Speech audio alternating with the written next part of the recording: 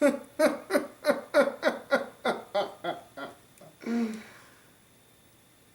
know what they say, right?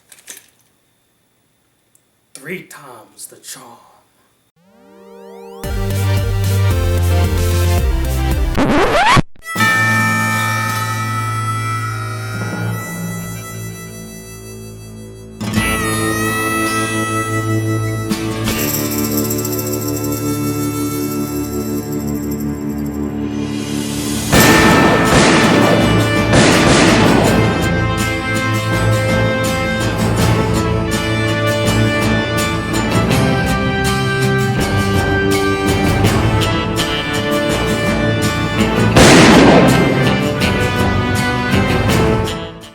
Why, howdy there, partners. The Black Critic Guy, and I'm here today to review the film, The Magnificent Seven. Get it? Because it kind of looks like a 7, huh? Huh? Clever, huh? What do you mean it's not clever? You want to say that to me one more time? Now, The Magnificent Seven begins in the small town of Rose Creek, which is being terrorized by cliché Western villain number...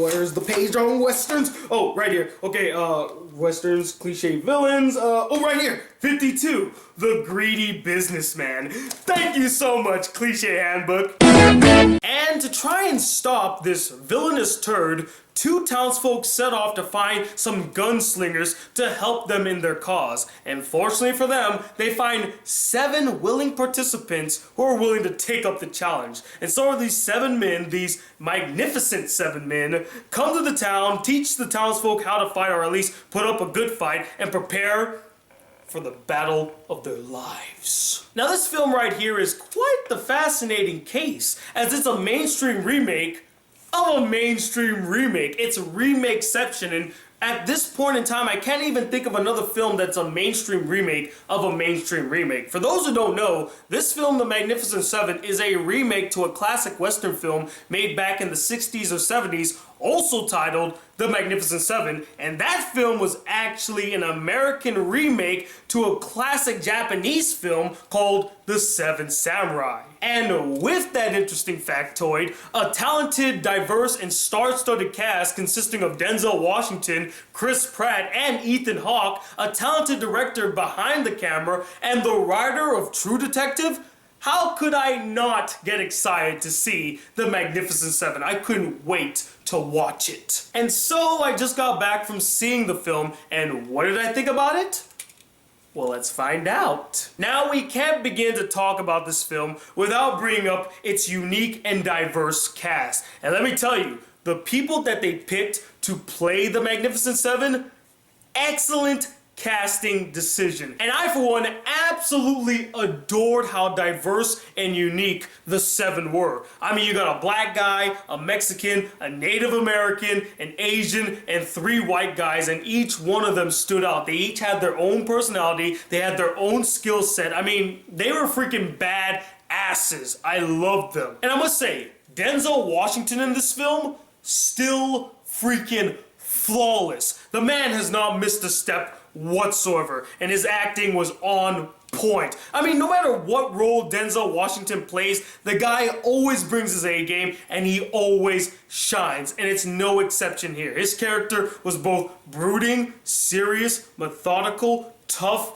and kind of charming. He can make some jokes here and there. He's a bit playful, but he always meant business, and you do not want to mess with him. And I also must add that it was freaking awesome to see Denzel Washington, Ethan Hawke, and Antoine Fuqua teaming up once again. The Trinity is back, and they're making a Western. There's even a really nice and sort of touching scene where Denzel Washington's character and Ethan Hawke's character meet up for the first time, and the first thing they say to each other is, "It's been way too long." And I felt like that was not only the characters saying that to each other, but also the actors, as they never been in a film together since Training Day all those years ago. And some of the best scenes in this film are whenever these 2 characters would interact with each other, as it helped to build their character, explore their past, and actually show the bond between them. Like, they have undeniable chemistry, and they do care deeply for each other. And let me tell you, their history is so freaking fascinating. I wish that could have been a movie in itself. It would have been so interesting to see. Another actor who always delivers is Chris Pratt, whose performance was pretty much in line with all of his previous performances. He plays the really silly, comic relief type character, but he can be stern and serious and tough when he needs to be. I mean, it's basically what Chris Pratt is known for nowadays, but he plays it very well. It's not a problem whatsoever. I thoroughly enjoyed seeing it in the film, and without question, his character was the most entertaining. But the surprise hit of this film, interestingly enough, was Vincent D'Onofrio, who completely blew me away with his performance. When we're first introduced to his character, he talks like this with a really high-pitched voice, and I said to myself, oh no, he's gonna be the weakest link of the 7, isn't he? He's gonna be my least favorite character. I mean, I already find his voice annoying, and he doesn't really look like he's gonna contribute much to the group. I mean, look at him. He's fat, he's chubby, he's really slow. He's not that much of a badass. Well, what's so cool about this character? And Vincent, what are you doing? What is this voice? I'm not gonna like this character. I'm gonna hate him so much. But as the film went on, surprisingly, the character had a lot of wit, charm, humor, and personality that he actually came off as very likable, and I found him really enjoyable, and I definitely have to give props to Vincent D'Onofrio. And he may look fat and chubby, but do not underestimate him. He is tough as nails. He's like the Western version of Wilson Fisk, so you don't want to mess with that guy. The action in the film is fun, engaging, entertaining, thrilling, and very well executed. The gunplay is just on point and has some of the coolest shootouts I've seen in a film all year, with a really intense climax. And the story, while nothing new, I mean, after all, this is the 3rd time that they're telling the exact same story, was still very engaging, and I found myself fully invested into what was happening. I cared for the characters, I cared for their situation, and I wanted to see them succeed. And finally, the cinematography and score, both of which were solid. There are so many great shots scattered throughout this film, some that were breathtaking and gorgeous, like the landscape shots, and some that were just freaking awesome to see. Like when you see the 7 walking down the street together, I mean, that just looked freaking badass, so cool. And the music truly captures the Western atmosphere, complementing the film. Unfortunately though, this was the last film that James Horner scored before he tragically passed away last year. And to honor the man, I will take my hat off and remember all of the contributions he has made to film scoring. You will never be forgotten, James Horner, and you will sorely be missed. Thank you once again. Now it seems like I had a rip-roaring, rowdy fun time with this film, right? Well, unfortunately, I did have a couple issues with the film. My biggest issue comes from the villains. Yeah, they were pretty lackluster. They didn't really stand out. In a film with so many larger-than-life personalities, they just came off as meh. I mean, Peter Skarsgård, he does the best with this performance, but his character isn't all that menacing, and he isn't all that memorable. He doesn't even show up that much in the film. I mean, he shows up at the beginning, a little bit in the middle, and then at the end, but what does he really do? What threat does he actually pose? He just doesn't feel like a very memorable or even that intense of a Western villain. He kind of comes off as a smug asshole, and I get it. He is a smug asshole, but he could have been a threatening smug asshole, but no, he's just a smug asshole who has a lot of tough guys surrounding him and not really worth a damn. But worse than him was his Native American right-hand man. Wow! Talk about wasted potential. I mean, they built this character up big time throughout the film. Like, he's supposed to be this menacing, opposing threat to the main characters, like the badass of the villains group. But he kind of goes out like a punk bitch after a few minutes of doing some cool things, but nothing truly remarkable, nothing to really make him stand out. And it was so upsetting because I thought the character had more worth than just what was given to him in the film, like seriously. And speaking of wasted characters, we have the woman who recruits the 7, played by Haley Bennett.